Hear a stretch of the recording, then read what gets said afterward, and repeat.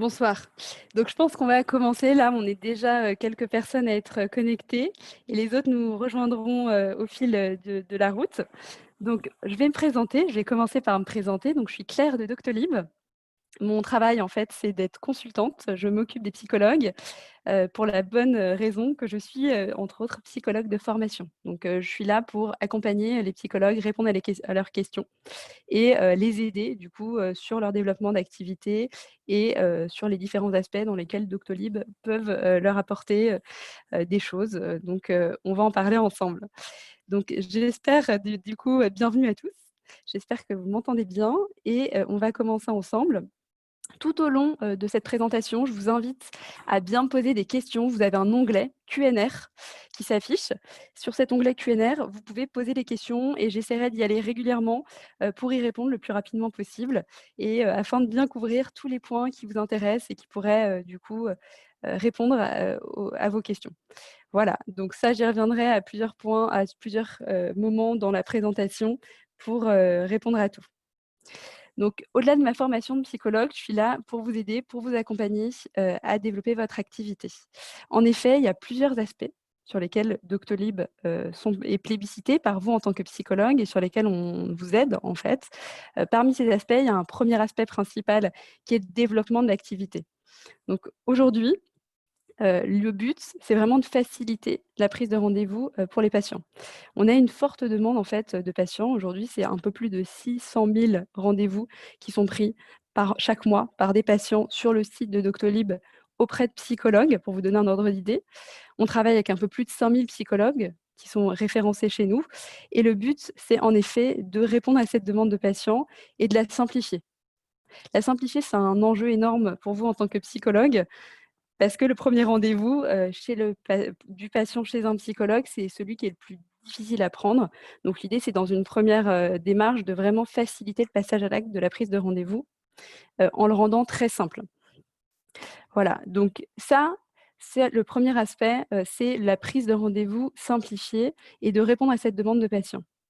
Aujourd'hui, du coup, on a, aussi un autre chiffre qui est important pour vous donner un ordre d'idée, c'est celui du nombre de rendez-vous récurrents. Donc ces rendez-vous, pour la plupart des psychologues, dans les 2 tiers des rendez-vous qui sont pris, pour un premier rendez-vous, vont être le début d'un suivi. Vous le savez pour la plupart d'entre vous, bah, c'est vrai que chez un psychologue, en général, on a un premier rendez-vous et après, ça va, déboucher sur un suivi. C'est le cas des 2 tiers des rendez-vous qui sont pris chez Doctolib. Le but aussi, au-delà de ça, c'est de simplifier en fait, la prise de contact. La prise de contact d'un patient chez un psychologue est souvent compliqué parce que vous faites partie des spécialités dures à joindre, parce qu'en général, quand vous êtes en séance, en consultation avec un patient, vous ne pouvez pas décrocher. Donc le but, c'est là encore de donner une alternative à ce patient qui va pouvoir avoir l'information en tombant sur le répondeur qu'il est possible de prendre rendez-vous en ligne sur doctolib.fr, s'il cherche à le faire. Voilà, donc ça, c'est ce but-là, de développer votre activité, d'une part en simplifiant la prise de rendez-vous pour le patient et d'autre part en vous aidant à être plus visible. Pour vous donner un ordre d'idée, là aussi, en termes de fréquentation sur le site Doctolib, on est dans une moyenne de 60 millions de visiteurs qui viennent sur le site chaque mois pour y prendre des rendez-vous. Voilà. Donc je donnais le chiffre tout à l'heure, mais je le reprends pour ceux qui sont arrivés en cours de route parce que je vois qu'il y en a qui ont peut-être rejoint. Heu et sur ces patients, il y a 600 000 patients qui prennent rendez-vous chez des psychologues. Ça, c'est un premier aspect, c'est le développement d'activité, la facilitation du coup de la prise de rendez-vous chez le patient. De votre côté, il y a un autre aspect. Cet aspect, c'est le fait de vous simplifier votre quotidien en vous donnant un confort. Aujourd'hui, on a de plus en plus de praticiens qui, veulent baisser leur temps, de secrétariat, qui se retrouvent en fin de journée ou en fin de matinée entre midi et 2 à devoir écouter leur répondeur, parce qu'ils ont des messages vocaux de patients qui n'ont pas pu, prendre au téléphone et ça prend un certain temps sur l'emploi du temps. Donc l'idée, c'est vraiment de faire baisser ce temps de secrétariat. En moyenne, on est dans une baisse du temps de secrétariat de 30. Il y a un autre aspect qui se développe de plus en plus, en particulier avec le contexte actuel de confinement, de stress autour de la maladie possible et qui est très plébiscité chez les praticiens et chez les patients, c'est le fait de vous donner la facilité de travailler, que vous soyez dans un cabinet ou de chez vous, avec tout le module de téléconsultation que certains d'entre vous utilisent déjà, puisqu'aujourd'hui on travaille avec un peu plus de 1300 psychologues qui l'utilisent de manière récurrente pour suivre des patients ou des nouveaux patients qui ne peuvent pas se déplacer ou qui ont peur de se déplacer, sont souvent des patients anxieux, ou pour suivre des patients qui sont déjà suivis mais qui se déplacent et qui partent ou à l'étranger ou dans d'autres villes et qui du coup cette fonctionnalité leur permet de garder le suivi avec ce patient-là. Donc, au-delà du développement d'activité par la facilitation de prise de rendez-vous, par la téléconsultation, il y a aussi le côté, tout simplement, par la baisse de secrétariat aussi, il y a le référencement. Aujourd'hui, du coup, il y a énormément de trafic sur le site Doctolib. Donc, si vous voulez regarder un petit peu, vous pouvez aussi, par curiosité, regarder dans Google, quand vous faites des recherches en cherchant un psychologue, vous allez voir que vous allez tout de suite tomber sur le lien de Doctolib parce qu'on a en effet énormément de patients qui, chaque mois, du coup, comme je vous le disais précédemment, viennent chercher. Donc, du coup, le fait d'avoir un profil sur Doctolib vous permet de vous en servir comme levier pour être rapidement plus visible pour ceux qui sont en lancement d'activité. Donc là, je pense que je vous ai un petit peu donné des points sur lesquels vous avez peut-être des questions. Donc, je ne vois pas de questions, mais n'hésitez pas à un moment donné à m'en poser si ces différents aspects, vous avez d'autres choses que vous souhaiterez que je rajoute. Après, je vais venir tout simplement à l'usage, en fait, la manière dont fonctionne la prise de rendez-vous et le fonctionnement de l'agenda. J'y viendrai dans un autre temps. Du coup, là, je vais vous partager mon écran pour vous montrer un petit peu le revers, le côté praticien. Avant de le faire, je vais quand même revenir sur certains aspects qui viennent de manière récurrente quand j'échange avec des psychologues qui n'ont jamais encore utilisé Doctolib en tant que praticien. La plupart d'entre vous, vous l'utilisez déjà en tant que patient, mais vous n'avez pas forcément l'envers du décor, même si vous avez probablement, pour une grande majorité, des collègues, des amis qui l'utilisent déjà et qui vous ont déjà peut-être fait part de leur retour. Dans les questions qui reviennent régulièrement, donc que vous aurez probablement en tête, il y a plusieurs aspects. Il y a déjà l'aspect confidentialité des données. Donc cet aspect de confidentialité des données est un aspect qui est extrêmement central dans le fonctionnement de Doctolib, qui n'est pas forcément toujours très clair pour tout le monde. Donc du coup, c'est hyper important parce que j'en parlais ce week-end avec une amie psychologue du coup, qui me posait la question, de bien savoir que toutes les données qui sont stockées sur Doctolib sont extrêmement confidentielles. Extrêmement confidentielles, ça veut dire que vous en êtes propriétaire, nous n'y avons pas accès, c'est crypté, c'est encodé, et de notre côté, c'est illisible. Donc, personne ne peut avoir accès à ces données. Donc ça, c'est assez important de l'avoir en tête. Ça nous tient à cœur en tant que psychologue, et c'est vraiment un point qui tient aussi à cœur à Doctolib et qui est au centre de la manière dont on fonctionne et des valeurs de Doctolib. Donc ces données sont hébergées chez des hébergeurs qui ont une accréditation du ministère de la Santé pour stocker les données de santé. Donc ça, c'est un premier aspect, un premier point qui revient de manière récurrente, en tout cas une question qui nous passe souvent par la tête quand on est psychologue, que je voulais évoquer avec vous. Il y a un deuxième point aussi assez important, c'est que dans le fonctionnement de Doctolib, vous allez avoir un profil Doctolib. En termes de référencement, ce profil, c'est l'équivalent d'un site web. C'est ce qui va vous permettre du coup d'être plus visible, d'une part sur Doctolib, de manière très rapide puisqu'on a la main dessus. Cette visibilité du profil, elle intervient dans les 24 heures qui suivent la formation qu'on fait par écran partagé pour finaliser les détails avant de lancer votre visibilité de votre profil. Au-delà du référencement sur Doctolib, il y a un deuxième aspect de ce référencement, c'est le référencement Google. Le référencement Google, lui, vous permet de ressortir dans Google. Ça met plus de temps à se mettre en place. Ce qui se passe, c'est que votre profil Doctolib, en termes de référencement, c'est l'équivalent d'un site web. Concrètement, ça veut dire que plus il y a de trafic sur votre profil Doctolib, meilleur est le référencement par Google, une fois que les petits robots de Google qui enregistrent en permanence tout ce qui se passe sur Google ont détecté que vous étiez à telle adresse et que vous étiez psychologue, et du coup ont relié les informations qui vous concernaient. Une fois que les robots ont fait cette démarche-là, qu'ils ont du coup compris et relié ces informations, plus il y a de trafic sur les endroits où vous êtes référencé, dont votre profil Doctolib, par exemple, qui fonctionne comme un site web du coup, meilleur en sera le référencement. Donc ça, c'est assez important d'avoir en tête le fonctionnement de la visibilité et du référencement sur Doctolib. C'est un premier aspect de Doctolib, ça va être votre référencement, votre visibilité. Une fois que quelqu'un prend rendez-vous avec vous sur Doctolib, Ce patient, du coup, qui prend rendez-vous pour un premier rendez-vous, va s'afficher dans votre agenda Doctolib. Cet agenda dont vous êtes le seul à avoir accès, auquel vous êtes le seul à avoir accès, puisque nous n'avons pas accès, évidemment, du coup, comme je vous le disais, à ces données. Quand ce rendez-vous s'affiche, vous avez les coordonnées du patient, l'adresse email, le numéro de téléphone.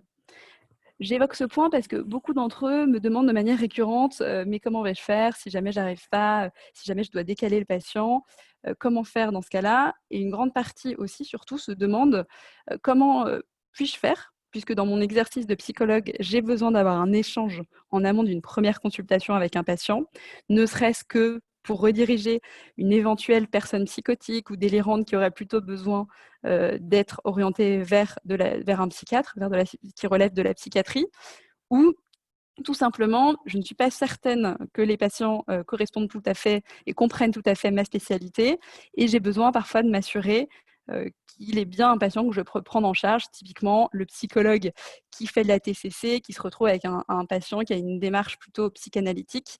Voilà, le fait de pouvoir trier et réorienter si besoin. Donc, qualifier ce rendez-vous, c'est possible parce que vous avez ces coordonnées du patient qui s'affichent dans votre agenda et que vous avez tout à fait la possibilité d'avoir un échange en amont d'une première consultation quand il s'agit justement d'un nouveau patient pour pouvoir confirmer ce rendez-vous ou le réorienter si jamais vous ne pouviez pas le recevoir. Sachant que votre profil Doctolib va vous permettre de faire un énorme pré-tri puisque finalement, c'est là que vous allez pouvoir expliquer votre formation, qualifier du coup, expliquer aux patients ce que vous faites, quel type de patient vous recevez, si vous faites plutôt des bilans, si vous faites plutôt, des tests de QI, si vous faites à l'inverse vraiment de la suivi avec une approche plutôt thérapeutique, des suivis juste thérapeutiques, si vous utilisez de l'EMDR et que c'est vraiment un outil que vous voulez mettre en avant, ou si vous êtes une approche très TCC versus, une approche très psychanalytique. Donc là, l'idée, c'est vraiment de communiquer par votre profil pour avoir des patients qui prennent rendez-vous, qui soient qualifiés et que vous pouvez du coup, de toute façon, si vous avez un doute, contacter en amont d'une première consultation afin de vous assurer que ce patient, vous êtes bien en mesure de le recevoir. Donc ça, c'est une première étape, le profil. La deuxième étape, la prise de rendez-vous. Donc, vous arrivez dans l'agenda et vous avez accès à ça. Et après ça, ce qu'il faut savoir, c'est que du côté du patient, lui, il va recevoir, de son côté à lui, un mail de confirmation du rendez-vous. Donc, le but étant de vous aider à gagner du temps, à éviter le patient qui oublierait son rendez-vous, qui oublierait l'adresse, les informations. Il va bien recevoir un mail de confirmation dans l'immédiat, dans les 10 minutes qui suivent sa prise de rendez-vous, il va le recevoir. Parce que vous connaissez certainement tous ceux d'entre vous qui utilisent déjà Doctolib. Et également un SMS de rappel. Cet SMS de rappel, il va être reçu entre 24 et 48 heures en amont de la prise de rendez-vous par le patient. Donc, du coup, au-delà de l'agenda, du profil, de la prise de rendez-vous en ligne, des SMS et mails de confirmation et de rappel, par tout ça, en fait, vous aurez compris qu'on essaye, qu'on vous aide à développer votre visibilité et à développer votre activité, tout en vous aidant à faire baisser, en fait, le temps de secrétariat que vous passez à écouter les appels, à répondre au téléphone. L'idée, c'est vraiment d'avoir les informations pour le patient en amont qui soient très claires pour qu'il les ait et qu'une fois qu'il cherche à prendre rendez-vous, il puisse prendre rendez-vous facilement en ligne sans avoir besoin de vous appeler, de demander des informations supplémentaires parce qu'il les aura déjà eues par le biais de votre profil et que ce soit très simple pour lui, du coup, de prendre ce rendez-vous. Donc ça, ce sont les différents aspects, le fait de vous aider à développer votre activité et le fait de faciliter la prise de rendez-vous en ligne qui vont ensemble, en fait, qui vous aident à développer l'activité et du coup, à faciliter pour les patients tout le fonctionnement de votre activité au cabinet. Alors là, je me suis un petit peu répétée. J'essaye de voir si certains d'entre vous ont déjà des questions sur ce que je viens de dire, si ça vous semble flou ou si vous aviez des points supplémentaires que vous vouliez voir. Donc, n'hésitez pas à poser des questions.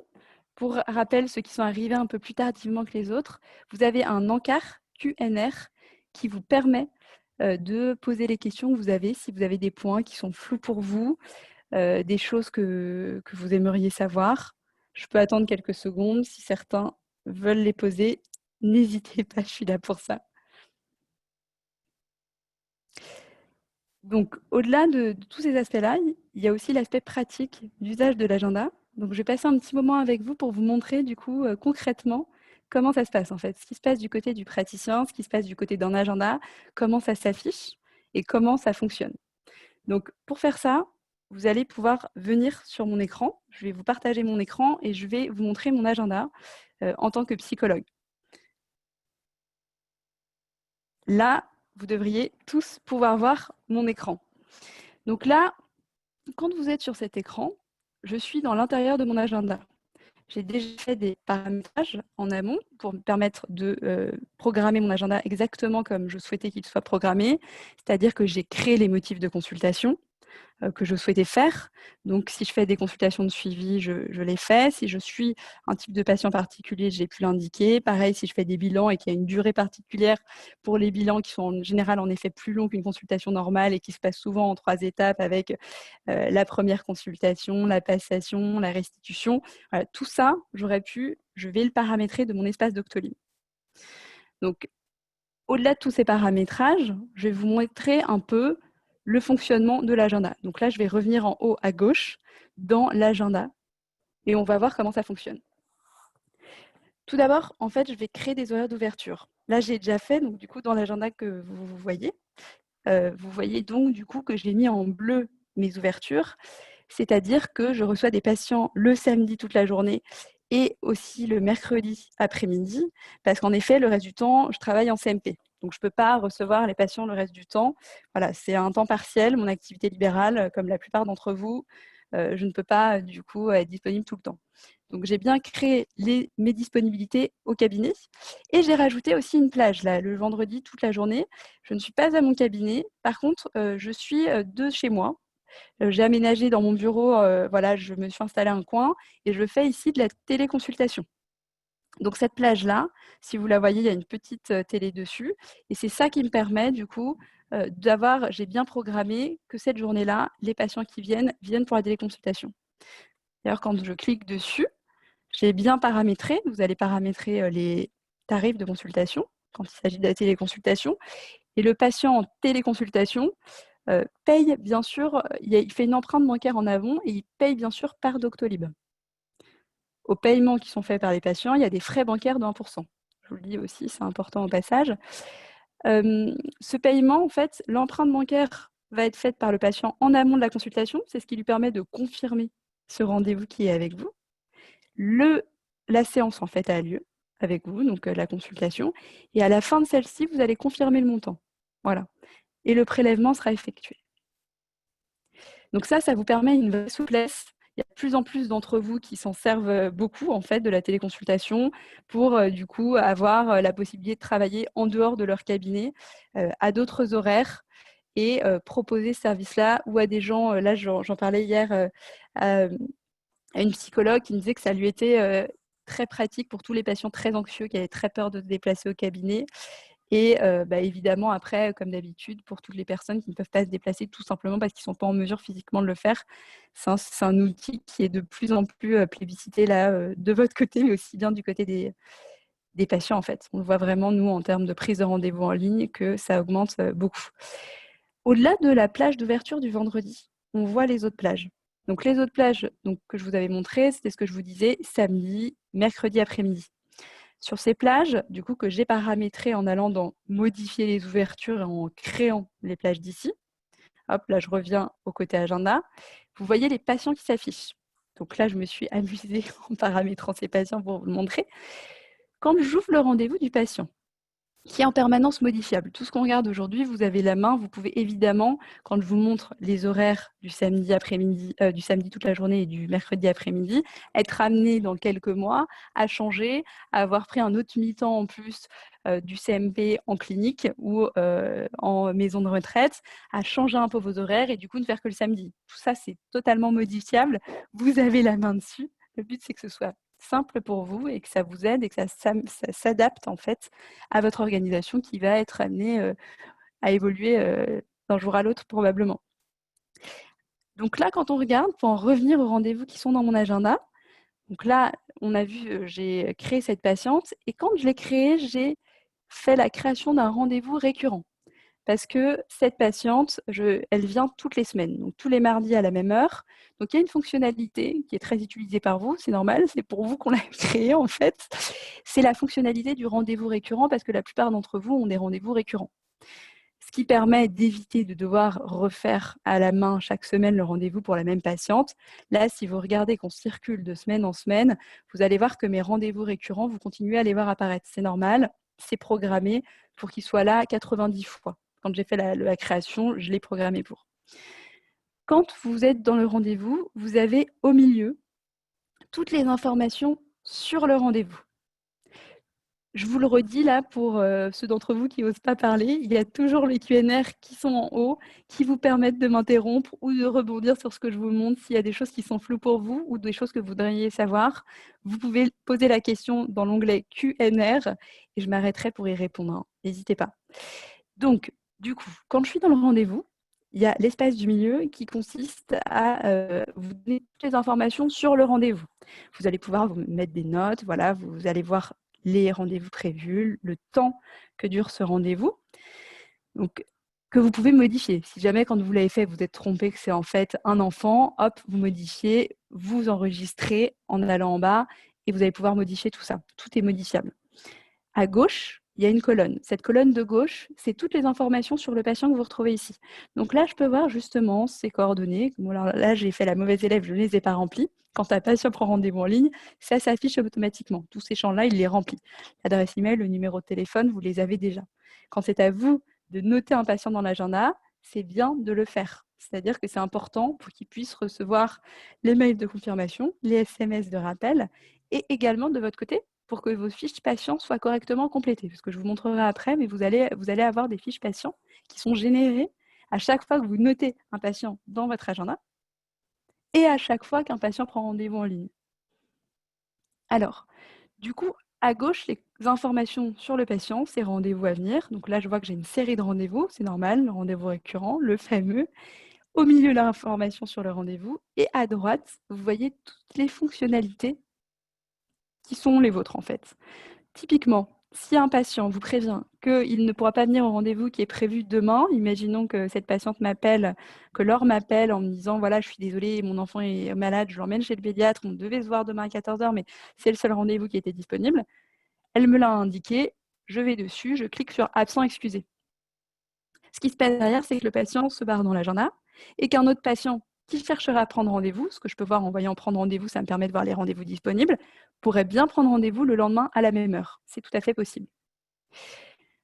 Au-delà de ça, absent non excusé, c'est un onglet qui permet de signaler le patient qui, lui, est plutôt du profil de patient mal poli, typiquement celui qui vous pose un lapin et qui ne revient pas.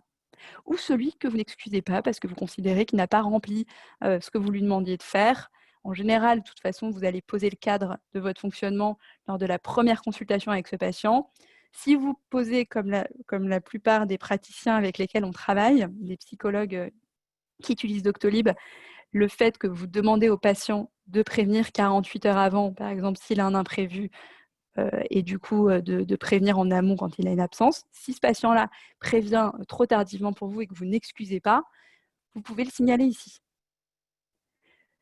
Donc quand vous indiquez, alors là je reviens dans le rendez-vous que vous voyez, donc ça s'est passé en rouge, quand vous indiquez une absence non excusée, ce qui se passe du côté du patient, c'est qu'au bout de 3 absences non excusées, un patient ne peut plus prendre rendez-vous avec vous en ligne. Il faudra qu'il repasse par vous par téléphone et que vous décidiez du coup de le reprendre, si évidemment vous souhaitez le reprendre. Ce qui se passe aussi, c'est quand la fiche patient est bien complétée, c'est-à-dire que vous avez bien indiqué ses coordonnées, en l'occurrence l'email, il recevra aussi à chaque absence non excusée que vous signalez un petit mail pour lui rappeler, en fait le soir, il le reçoit le soir ce mail, pour lui rappeler de bien penser à prévenir 48 heures avant s'il a un imprévu. Au bout de 3 absences non excusées pour un même patient, et du coup, à ce moment-là, si tout a bien été complété par votre part ou qu'il a pris rendez-vous en ligne, il aura dû recevoir 3 emails pour lui rappeler de bien penser à prévenir en amont. Au bout de 3 absences non excusées, ce patient est bloqué de la prise de rendez-vous en ligne avec vous. L'idée étant, du coup, à ce moment-là, que vous décidez si vous voulez reprendre ce patient ou pas, mais il sera obligé d'avoir un moment, un échange avec vous pour vous laisser, vous, le choix de reprendre ce patient qui pourrait potentiellement, du coup, bloquer un créneau pour ne pas le honorer, du coup, empêcher quelqu'un d'autre qui pourrait vouloir le prendre et lui venir au rendez-vous. Donc là, l'idée, c'est de vous aider à pouvoir gérer les comportements impolis, en fait, de certains patients. Donc là, je reclique dessus. Hop, ça l'enlève. Si finalement, par exemple, le patient arrivait mais avec 10 minutes de retard et il vous explique: «Je suis désolé, en fait, j'étais en embouteillage», voilà, là, vous pouvez désélectionner si vous vous rendez compte qu'en fait, il est bien là et que c'est normal qu'il vous ait pas appelé, il était juste coincé en voiture. Alors là, dans le reste du bandeau, on voit les autres fonctionnalités. Typiquement, vous pouvez partager un document. C'est beaucoup utilisé pour tout ce qui est compte rendu de vos collègues qui font des bilans. En fait, c'est pas mal du tout. Ça évite de se déplacer avec un gros document. Je vais m'interrompre parce que je vois qu'il y a une petite question. Alors, du coup, bonsoir. Alors, donc, du coup, la question, c'est quand on ajoute un patient qui n'est pas passé par Doctolib, y a-t-il quand même la possibilité de lui envoyer automatiquement un rappel 24 à 48 heures en avance? Oui, super bonne question, j'allais y venir, mais c'est très bien que vous la posiez du coup, vous êtes arrivé avant moi. Tout à fait. En fait, tous les patients qui sont notés dans l'agenda, qu'ils aient pris rendez-vous eux-mêmes en ligne ou que ce soit vous qui les notiez dans l'agenda, ils vont avoir le même service. C'est-à-dire qu'ils vont tous avoir le rappel par SMS. Notre but, en fait, c'est concrètement, c'est de vous aider, certes, pour les patients qui ont pris rendez-vous par Doctolib, mais pour tous vos patients, en fait, c'est de vous aider de manière globale et de vous simplifier les choses en évitant, par ce rappel, les oublis de patients. Donc oui, ils vont tous avoir qu'ils aient pris rendez-vous par Doctolib ou que ce soit vous qui les ayez notés dans votre agenda, tous ces patients vont bien recevoir un SMS de rappel. Sauf cas particulier, le cas où vous décidez de désactiver, en fait, vous-même, ce SMS de rappel. Dans ce cas-là, vous avez en effet la possibilité, quand vous êtes typiquement dans la fiche d'un patient, donc là, je vais aller avec vous dans les fiches patients. Pour y aller, je vais sur mon nom et mon prénom en haut à droite. Je regarde dans le menu déroulant, je vais sur patient. Hop, alors du coup, là, tac, je vois qu'il y a une petite mise à jour qui est un peu compliquée. Donc, ce n'est pas le bon moment, malheureusement. Mais ce que je vais vous montrer, ce que je vais vous expliquer, c'est que dans les fiches patients, vos patients vont tous s'afficher, en fait. Et quand vous rentrez dans un rendez-vous d'un patient, hop, je vais vous montrer par exemple, je vais essayer de voir si je peux vous le montrer avec un autre patient. Par exemple, tac, tac, tac. Alors, ok, alors déjà, vous allez, là moi je suis sur la fiche patient, en passant, j'ai pris le chemin du rendez-vous. Donc c'est là que vous allez trouver les coordonnées du patient. Hop, parce qu'il y a plusieurs chemins, tout mène à Rome chez Doctolib. L'idée c'est que vous puissiez retrouver vos fiches patients en cliquant sur votre nom et votre prénom en haut à droite, et également du rendez-vous de patient, parce que souvent vous allez chercher d'un côté ou de l'autre. Et là, je vois justement, quand je suis du rendez-vous de la patiente Pauline Rouen, que tout est activé. Ça sera activé par défaut, les envois d'email et de SMS. Si jamais je décide que pour ce patient-là, je ne veux pas qu'il y ait de rappel, ça peut arriver, c'est rare, mais certains d'entre vous, souvent d'approche plus psychanalytique, aiment désactiver les rappels. Bon, c'est très rare, mais vous avez la main dessus. Vous pouvez dire que pour cette patiente, par exemple, vous ne voulez pas de rappel. Auquel cas, vous désactivez, vous enregistrez. Mais par défaut, ils vont tous recevoir. Donc, je reviens à ce que je montrais, à moins que ça ait éveillé d'autres questions. Voilà. Non, pour l'instant, j'ai l'impression que vous suivez tous attentivement, mais n'hésitez pas à m'interrompre, je ne me vexerai pas si vous me coupez. Je vous en prie, du coup. Merci de votre petit message. Et surtout que je pense que vous étiez loin d'être la seule à vous poser la question, donc c'était une très bonne question. Merci pour les autres qui osent moins poser des questions, d'avoir ouvert la parole. Alors, du coup, pour en revenir au rendez-vous, à gauche, donc les informations patients, comme je vous disais, au milieu, celle du rendez-vous, à droite, les fonctionnalités que j'étais en train de finir de vous présenter en vous montrant la fonctionnalité partager les documents. Typiquement, envoyer une facture à un patient, si jamais il a besoin d'une facture parce que sa mutuelle prend en charge, par exemple, une partie de votre consultation, comme beaucoup de mutuelles. Typiquement, envoyer un compte-rendu quand il s'agit d'un bilan. Et c'est super pratique pour le patient. C'est sécurisé, là encore, on passe par Doctolib.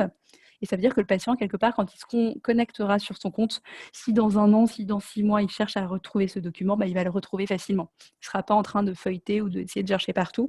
Il va le retrouver facilement. Il y a quelque chose qui vous a peut-être intrigué, que je n'ai pas évoqué, donc que je vais évoquer puisque c'est peut-être une question que vous poserez en regardant mon écran. C'est au milieu, dans l'encart rendez-vous, il y a un petit onglet adressage. Il y a une fonctionnalité chez Doctolib qui est pas assez utilisée par rapport à ce qu'elle représente, mais que certains d'entre vous utilisent quand même beaucoup, ceux qui ont bien compris comment ça fonctionnait, c'est l'adressage. Alors, je vais percer le mystère, je vais vous en dire un peu plus parce que pour l'instant, ça doit être encore un petit peu opaque. Cette fonctionnalité, vous la retrouvez aussi ici, dans l'onglet en dessous de mon nom et mon prénom. On va pouvoir la paramétrer pour l'activer. Ce réseau d'adressage, ça, c'est un super outil où vous allez pouvoir mettre les coordonnées des gens qui vous adressent des patients. Qu'ils aient Doctolib ou pas, peu importe. À partir du moment où ce sont des gens avec lesquels vous travaillez, qui sont amenés à vous envoyer des patients, vous pouvez rentrer leurs coordonnées ici, leur spécialité, leur adresse email, leur téléphone, le code postal, bref, tous les onglets, envoyer les invitations. Ce qui se passe du côté du praticien, dont vous avez marqué du coup les coordonnées, c'est qu'il va recevoir un mail. Dans ce mail, il y a un lien. Quand il clique sur ce lien, il a accès à vos créneaux disponibles. Attention, je ne parle pas d'avoir accès au contenu de votre agenda qui est bien sûr confidentiel et auquel personne d'autre que vous n'a accès. Je parle uniquement de vos créneaux disponibles, ce qui lui permet, quand il a un patient devant lui qui voudrait vous adresser, de voir avec ce patient ce qui lui conviendrait comme rendez-vous, de proposer à ce patient un rendez-vous et de vous mettre en plus une note si besoin et un document aussi si jamais il y avait besoin. Donc il peut très bien vous dire, voilà Claire, il pourrait me dire, voilà Claire, je t'envoie un patient qui a des troubles plutôt dépressifs, un jeune patient dépressif dans tel contexte. Je pense que ce serait peut-être bien que tu lui fasses un bilan et lui fasses passer quelques tests de personnalité pour creuser un peu plus. Enfin bref, il pourrait me mettre une note. Donc moi, je vois ce patient qui s'afficherait du coup dans mon agenda, comme Jacques s'affiche, et je verrai du coup dans l'adressage le nom de la personne que j'ai rentrée. Typiquement, ma collègue Elissa Rivière, qui ne se charge pas de ce type de suivi et qui me le indique. Cette collègue, là encore, je l'ai déjà dit mais je le redis, n'a pas besoin d'avoir Doctolib pour vous l'adresser. Il suffit juste que vous lui envoyiez l'invitation par le biais de l'adressage, ici, et que vous ayez bien complété ses coordonnées. Voilà. Elle reçoit par mail, elle clique dessus et elle peut voir votre disponibilité, vous envoyez le patient. Donc ça, c'est une fonctionnalité qui vaut vraiment le coup et qu'il faut utiliser, que certains d'entre vous se sont vraiment appropriés, mais qui est très utile de mettre en avant parce qu'il y en a encore beaucoup qui ne s'en servent pas encore ou qui oublient que ça existe. Voilà. Donc, est-ce que là, sur tout ce que je vous présente, c'est clair pour vous? Est-ce que vous aviez des questions supplémentaires? Je vais peut-être vous montrer maintenant comment on paramètre. Parce que j'imagine que de votre côté, ça a dû amener des questions sur la durée, peut-être des motifs de voir ces rendez-vous dans l'agenda. Donc là, je vois l'encart pour paramétrer les motifs de consultation en cabinet. Ici, c'est la durée des motifs de consultation vidéo, donc, parce que j'utilise la téléconsultation également. C'est moi qui ai la main pour les paramétrer. Et il y a d'autres fonctionnalités un peu plus avancées qui sont extrêmement utiles. Là, je vais refaire en ralenti, dans les options, délai minimum et maximum de prise de rendez-vous. Et là, par exemple, je peux choisir en fait le délai minimum et maximum. Concrètement, ce délai minimum, c'est le moment minimum entre le patient qui cherche à prendre rendez-vous en ligne sur Doctolib et le moment auquel se tient son rendez-vous. Je ne suis pas sûre que ça vous parle plus, donc je vais essayer de vous le dire de manière encore plus concrète. Là, il est 19h36. Imaginons que mon profil soit activé, que j'ai des créneaux disponibles sur Doctolib, bref, que mon profil soit visible sur Doctolib. Un patient qui voudrait prendre rendez-vous avec moi pourrait prendre rendez-vous à partir de 21h37, puisque l'heure a changé et qu'il est 19h37, soit à partir de 2 heures plus tard. Évidemment, à 21h37, je ne vous cache pas que je ne travaille plus, donc il verra les prochaines disponibilités, soit demain dans la matinée ou après-demain si demain je ne suis pas au cabinet. Ça permet vraiment, pour ceux d'entre vous qui veulent avoir un délai, typiquement parfois il y en a certains d'entre vous qui veulent un peu plus, varier ou au contraire diminuer, tout ça vous avez la main. Les délais maximum de 3 mois, si je le laisse comme ça veut dire que le patient peut prendre rendez-vous dans les 3 mois, soit ce mois-ci et les 2 mois à venir. Je peux évidemment le changer si je sais que j'ai besoin d'avoir des patients qui prennent rendez-vous aujourd'hui dans 6 mois. je peux le modifier et le rallonger. Autre chose que vous utilisez beaucoup, donc pareil dans les paramétrages, ce sont les consignes. Ces consignes, en fait, ça, alors là, il y a plein d'exemples de consignes pour beaucoup d'autres spécialités, mais moi, je vais m'intéresser aux vôtres. Alors, à celles des psychologues, enfin aux nôtres du coup. Quand vous voulez regarder, hop, par exemple, imaginons que moi, quand je consulte et que je reçoive un adolescent, ça me semble très important de pouvoir avoir un échange avec du coup les parents en amont évidemment et surtout que les parents soient présents à cette consultation. La première consultation par exemple, je vais pouvoir l'indiquer. Je vais pouvoir l'indiquer pour qu'au moment où le patient prend rendez-vous en ligne, il puisse du coup avoir en tête que ce premier rendez-vous, j'ai besoin d'avoir les deux parents ou au moins l'accord pour certains d'entre vous qui veulent l'accord des parents parce que c'est vrai que ça peut arriver que les parents soient séparés et que du coup on ne puisse en recevoir qu'un seul. Voilà, donc ça je vais pouvoir indiquer ici là ou une consigne libre, auquel cas c'est moi qui l'ai fait. Je choisis exactement le texte que je veux mettre ou choisir des consignes préfaites qui vont s'afficher du coup. Hop, donc du coup là tac. Et là, quand je me sélectionne, vous allez voir, les consignes, on me donne beaucoup de choix. Ce sont les choix qui sont souvent utilisés par les autres psychologues qui sont chez nous. C'est pour vous aider, pour que vous puissiez communiquer sur certains points en amont d'une première consultation. Comme ça, quand le patient prend rendez-vous sur Doctolib, il a les informations, par exemple, que certaines mutuelles peuvent rembourser, que par contre, ce n'est pas pris en compte par la sécurité sociale. C'est un point qui est souvent intéressant d'éclaircir parce que parfois, les patients, une partie en tout cas d'entre eux, différencient assez mal psychanalyste versus psychologue versus psychiatre versus psychothérapeute. Il y a parfois un flou. Donc là, au moins, ça permet d'avoir en tête les informations en termes de remboursement, ce qui leur permet d'arriver avec, d'éviter les mauvaises surprises. Mettre du coup les consignes de consultation pour mineurs s'il s'agissait d'un rendez-vous là pour adolescents et que j'ai besoin d'avoir les mineurs, enfin d'avoir les parents, pardon, quand il s'agit d'un mineur. Donc toutes ces consignes vont vous permettre de simplifier en fait et de surtout bien communiquer aux patients les choses qui vous paraissent importantes en amont de la consultation. Entre autres, vous pouvez aussi indiquer le temps de consultation. Parce qu'en fait, motif de consultation, ça va vous permettre de paramétrer dans votre agenda la durée que vous réservez à un patient, plus, en fait, ça englobe deux aspects, le temps que vous passez avec le patient, plus le temps de battement.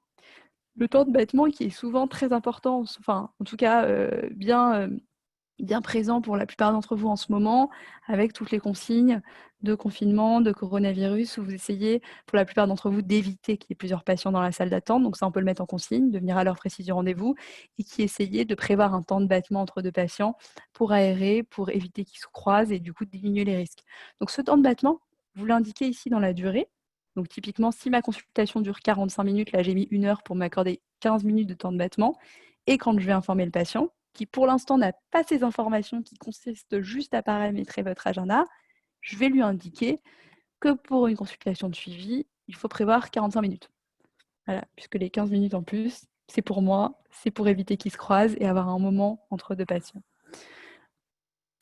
Alors, du coup, je vais regarder avec vous. Donc, si vous avez d'autres questions, je continue. N'hésitez pas, interrompez-moi. Je serai ravie d'y répondre et d'éviter voilà, d'avoir des flous qui restent.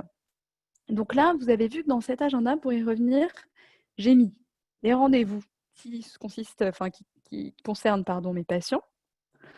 J'ai également mis des choses personnelles, c'est-à-dire que là, je me fais former en EMDR, donc du coup, je me le suis noté dans mon agenda. Évidemment, ces informations-là ne sont pas visibles par les patients et je me suis mis une absence pour bloquer le créneau. Bon, en l'occurrence, c'est surtout là pour moi, parce que je mets tout dans mon agenda. Le but, c'est pas de multiplier les agendas. Au contraire, ça vous complifie, enfin, ça serait plus complexe pour vous qu'autre chose. C'est au contraire de mettre toutes les informations dans les agendas. L'agenda Doctolib. Donc, vous allez vous mettre vos rendez-vous. Là, je me suis mis la supervision que je fais. Comme ça, j'ai bien en tête les vendredis 18 que j'ai ma supervision. Je peux mettre aussi mon rendez-vous chez le coiffeur. Quand pour le faire, je vais sur absence, je m'indique le coiffeur. Voilà, je n'oublie pas d'y aller. Évidemment, le patient n'aura jamais accès à ça. Mais par contre, je suis certaine que de son côté, on ne va pas pouvoir lui proposer en ligne sur Doctolib ce rendez-vous-là. Et quand je veux voir ce qui lui est proposé à un patient, par exemple, quand il cherche à prendre une première consultation, voilà, je vois qu'on lui propose ces consultations-là. En bleu, ce sont celles pour les consultations vidéo. En vert, c'est tout ce qui est cabinet là. Donc, du coup, le coiffeur, mon rendez-vous, enfin mon absence que j'ai notée, a bien permis de bloquer la plage horaire. Au-delà de ça, vous allez pouvoir circuler dans l'agenda très simplement de semaine en semaine ici, de mois en mois ici, revenir à l'agenda à aujourd'hui, pardon, à la bonne semaine, en cliquant sur le bouton aujourd'hui. Vous pouvez aussi vous mettre à côté de chaque jour, il y a 3 petits points. Ces 3 petits points vont vous permettre de mettre des notes à votre usage pour vous, si vous avez des courses à faire, ou également des notes qui concernent un patient. Vous pouvez les noter ici.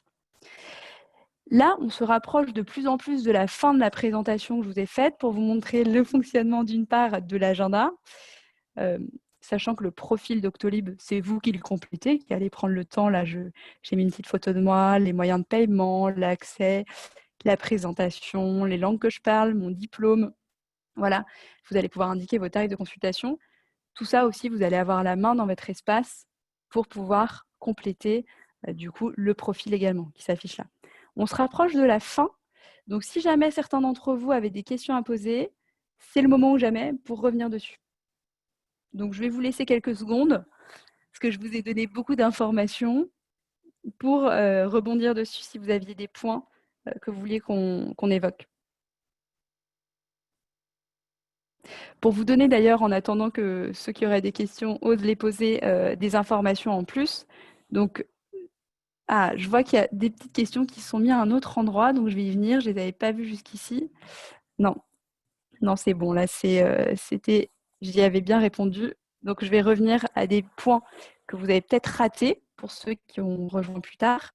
En ordre d'idée, pour vous donner les chiffres, par exemple, au mois de juin dernier, il y a eu 27,6 millions de rendez-vous qui ont été pris sur le site de Doctolib auprès de psychologues. Donc ça, c'est pour vous donner une idée de la prise de rendez-vous en ligne, sachant que ce que je disais tout à l'heure, c'est qu'on a 60 millions de visites de patients qui viennent chaque mois sur le site. Ça, c'est ce qu'on a en termes de trafic. Comme rappel, pareil, pour vous donner un ordre d'idée, ceux qui ont raté le début, on travaille avec un peu plus de 5000 psychologues qui sont chez nous. Un peu plus de 1300 aujourd'hui, à date, utilisent de manière régulière la téléconsultation, ou pour des suivis de patients déjà suivis, ou pour répondre à des nouveaux patients qui aimeraient du coup être suivis à distance à cause des circonstances actuelles, parce qu'ils ne peuvent pas se déplacer. Ça, c'est un petit rappel de chiffres et je vois que quelqu'un, voilà. Mais non, mais vous avez raison de m'interrompre, je suis ravie de répondre. Le renvoi. Alors, tout à fait, vous faites bien. Franchement, ce n'est pas un cas particulier. Donc, pour les autres, je vais lire votre question. Vous avez bien raison de la poser. C'est est-ce qu'il y a la possibilité d'avoir une consigne qui le renvoie en pré-bilan pour une consultation d'anamnèse? Donc, alors, n'hésitez pas à me repréciser si j'ai mal compris. L'idée, c'est que vous avez votre bilan, j'imagine, en plusieurs parties. Donc, la première consultation où vous discutez, vous rencontrez le patient, vous voyez le contexte et vous préparez. La deuxième partie, la passation et la restitution. Donc, en fait, ce que font la plupart des praticiens qui utilisent Doctolib, c'est qu'en fait, ils ne vont pas rendre la possibilité de prendre rendez-vous en ligne pour la passation, en fait, le bilan qui dure en général, ça dépend de ce que vous mettez dedans, mais ça va être long, ça va être en moyenne, on va dire 2 heures, la passation du bilan. Ils prennent, en fait, le patient peut seulement prendre rendez-vous pour la première consultation. Lors de cette première consultation, le psychologue convient avec le patient et ses parents quand c'est un enfant ou voilà, le patient tout seul du prochain rendez-vous qui va être la passation, mais que le patient ne va pas prendre rendez-vous. Du coup, le patient ne prend pas ce rendez-vous en ligne, en fait. C'est lors de la première consultation de bilan, en fait, qu'ils conviennent ensemble du prochain rendez-vous qui est la passation. Et après, pareil pour la restitution. Quand il y a la passation, en fait, ils conviennent d'une date pour la restitution. Souvent, c'est vous qui la fixez à la fin de la passation, tout simplement. Donc, la plupart d'entre vous, vous mettez à la prise de rendez-vous, vous rendez accessible à la prise de rendez-vous en ligne. Et je vais vous montrer peut-être dans paramètres, ça va être plus parlant. Hop, je vais dans motifs de consultation. En fait, je vais pouvoir activer que certaines choses. Donc, du coup, je peux mettre réservable en ligne, oui ou non. D'accord? Si jamais, par exemple, imaginons, et puis bilan, hop, que je fasse un bilan, là, on va dire que c'est la passation. Bilan, première consultation, voilà. Là, je le fais rapidement juste pour vous montrer. La passation, elle dure 2 heures. Voilà. La première consultation, elle va durer, on va dire, 1 heure. Là, en fait, tout simplement, je ne vais pas rendre ça possible à la prise de rendez-vous en ligne, mais non, c'est uniquement vous qui allez noter dans l'agenda. Par contre, ils peuvent prendre rendez-vous pour la première consultation. Est-ce que ça répond? Alors attendez, je vais tout de suite revérifier. En fait, vous le dites même pas, oui, tout à fait. En fait, vous le dites pas vraiment dans votre profil. La question, du coup, pour les autres, je vous la donne, c'est est-ce que c'est moi qui le dis dans mon profil? En fait, c'est vous qui, quand vous faites votre paramétrage de votre agenda, donc quand vous allez sur paramètres, motifs de consultation, vous allez pouvoir décider des rendez-vous que vous mettez réservables en ligne par les patients ou de ceux que vous allez vous noter vous seul dans l'agenda. Du coup, typiquement, vous allez avoir la main sur ça. Dans les paramétrages, sur votre profil à proprement parler, en fait, c'est surtout l'endroit où vous allez décrire le type de patient. Alors là, moi, je n'ai pas bien personnalisé, mais votre formation, quel type de patient vous prenez en charge, les diplômes, vos expériences et les tarifs. De fait, quand un patient peut prendre rendez-vous, il ne pourra prendre rendez-vous que pour la première consultation puisque les autres ne sont pas actives. Je vais vérifier là juste que j'ai bien répondu. Est-ce que c'est bon pour vous? Est-ce que ma réponse est claire pour vous? Est-ce qu'il y a un flou encore? Je vous laisse m'indiquer si certains d'entre vous ont un flou. Sinon, on va arrêter vraiment dans très peu de temps. Là, ça va se terminer. Donc, ce que je vous invite à faire, c'est si jamais certains d'entre vous ont envie d'avoir plus d'informations, sont intéressés, vous allez avoir la possibilité de compléter un petit sondage. Donc, ça va être dans le chat à la fin. Vous avez ce sondage qui va s'afficher. Donc, si vous voulez laisser vos coordonnées et qu'on vous recontacte, qu'on réponde à d'autres questions, on sera ravis de le faire. Donc, je vous laisserai compléter le sondage pour qu'on puisse revenir vers vous. Mais sinon, n'hésitez pas là s'il y a une toute dernière question. Alors, je vérifie.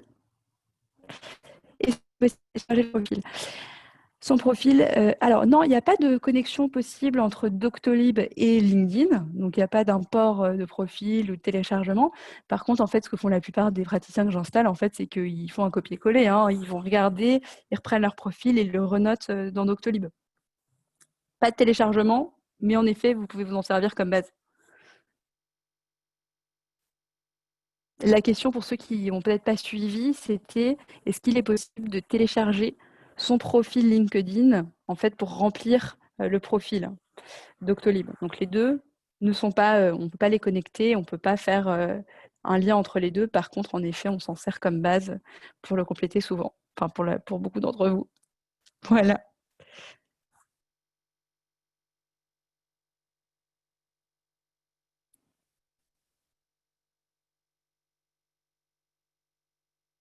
Alors là, je vais vérifier avec vous. Je vous en prie. Merci de vos questions. Vous avez en tout cas permis aux autres d'avoir pas mal d'informations. Ce que je vais faire là, c'est que je vais arrêter de partager mon écran. Donc, pour terminer, bon, le soleil se couche, pardon, la lumière, j'aurais dû y penser un peu avant. Donc, pour terminer, n'hésitez pas s'il manque des choses.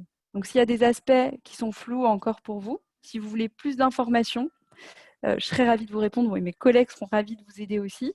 Il suffit de remplir le petit questionnaire que vous avez dans le chat. Vous allez pouvoir mettre dedans, vous avez un sondage qui vous permet de mettre vos coordonnées et de demander à être contacté si vous voulez plus d'informations. On sera ravis de vous les donner si jamais il manque des choses.